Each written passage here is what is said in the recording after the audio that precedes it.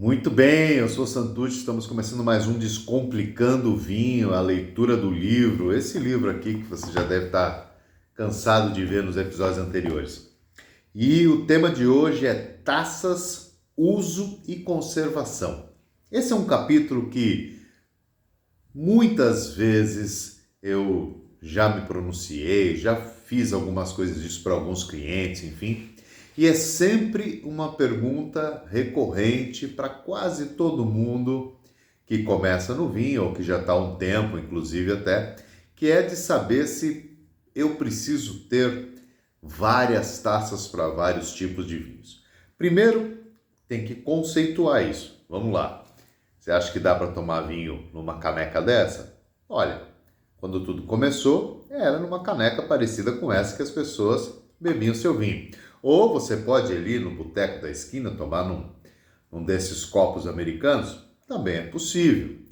Agora, habitualmente a gente prefere o uso de uma taça, né, que tem aqui essa boca, que tem esse formato aqui mais barrigudinho, essa haste, né, e esse lugarzinho para a gente pegar, né? Então, por que que tudo isso começou? Por que que tem essa grande dúvida, vamos dizer, de algumas pessoas que apreciam vinho ou que estão começando a apreciar vinho? Porque durante muito tempo se tomava vinho em taças que haviam disponíveis. Se faziam taças decorativas, inclusive, ao longo da história, na história da Idade Média, enfim, quando começaram a descobrir como trabalhar o vidro, né? É o caso do Murano, aquela coisa toda bonita. Eu até tenho taças aqui que foram da minha avó e minha mãe disse até que esses dias que essa taça que eu tenho aqui tem 100 anos. E é muito legal realmente você ter toda essa história.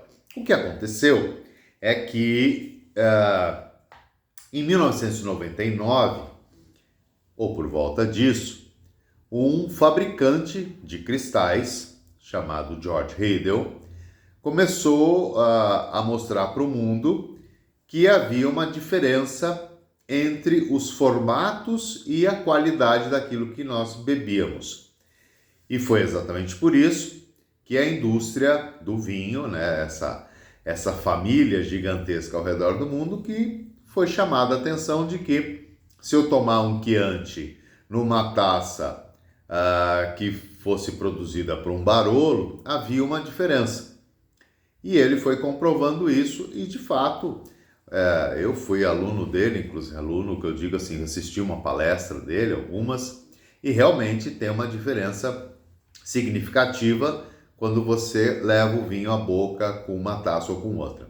O que aconteceu a partir daí é que isso virou uma coqueluche, virou uma grande moda e as pessoas queriam ter nas suas casas uma taça para cada tipo de vinho.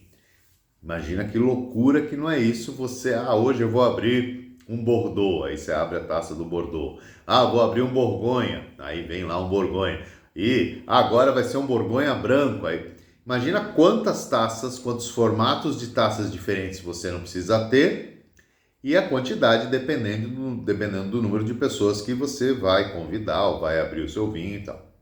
Bom, eu durante algum tempo achei isso muito interessante, um grande barato, mas chegou uma hora que eu falei, cara, isso não é produtivo, não é producente e outra, como é que nós vamos manter um estoque tão grande dessas taças dentro de casa?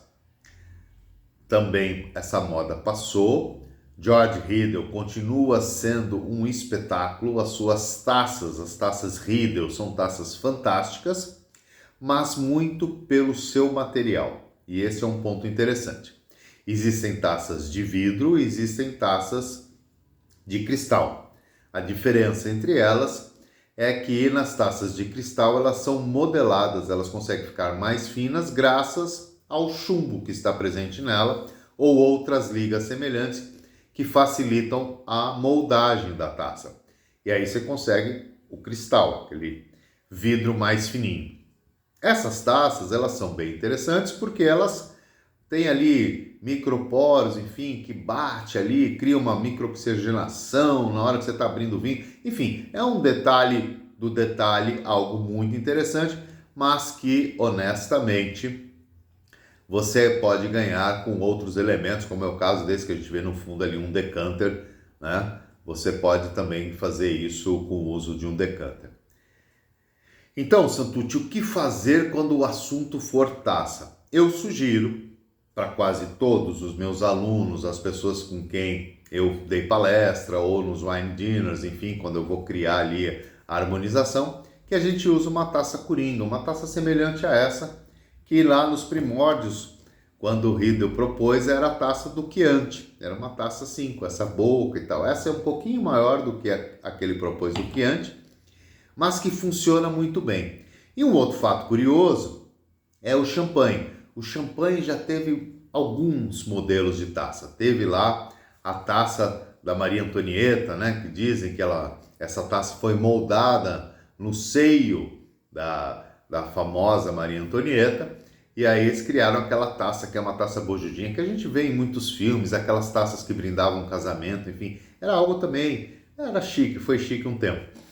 E aí depois veio a tal taça flute, aí você tinha aquela taça mais compridinha assim, e essa taça depois ganhou um modelo já mais arredondadinho, que eram para os champanhes, para os espumantes safrados, onde se concentrava melhor o corpo e tal. E hoje, muita gente, inclusive eu, toma o seu champanhe numa taça semelhante à taça de vinho, normalmente com uma boca um pouquinho mais apertada ali em cima e tal, mas que também, se você não tiver, não vai fazer grande diferença. Por que isso aconteceu? Exatamente por isso, porque dependendo do formato da taça, você leva diretamente ao nariz a profusão de aromas e na parte gustativa a mesma coisa. O mais importante da taça é que ela tenha uma haste, tá? E uma boquinha um pouco mais achatada em cima, e esse bojo maior para você poder girar a taça, ter onde segurar, para que eu não aqueça o vinho. É só por isso. Santucci, se eu não tiver, não tem problema nenhum. Faz como você puder. O importante é ter o prazer de beber. Se você só tiver um copinho americano como esse, vai de copo americano. Se não, vai de taça de estanho, como faziam os gregos lá no antigamente. Por fim, nós temos aí a questão da conservação, que é muito simples. Basicamente, você tem que deixar separado, não usar nada abrasivo dentro, principalmente se for de chumbo, limpar bem delicadamente, deixar escorrer, guardar e tá pronto. Simples e descomplicado. Recapitulando, se você precisar comprar uma só taça, procure uma taça coringa, a taça Bordeaux, ou o que alguns chamam da taça de degustação, também vale. Elas são um pouco menores, um pouco mais fininhas, são mais fáceis de guardar, não são tão bonitas, eu acredito que são menos prazerosas, mas algumas conseguem ter o mesmo modelo, só que um pouquinho maiores, também vale muito a pena. É isso. Nós estamos fazendo aqui essa leitura desse livro, que está na segunda edição, Descomplicando o Vinho. E eu te espero no próximo capítulo do livro. Até lá!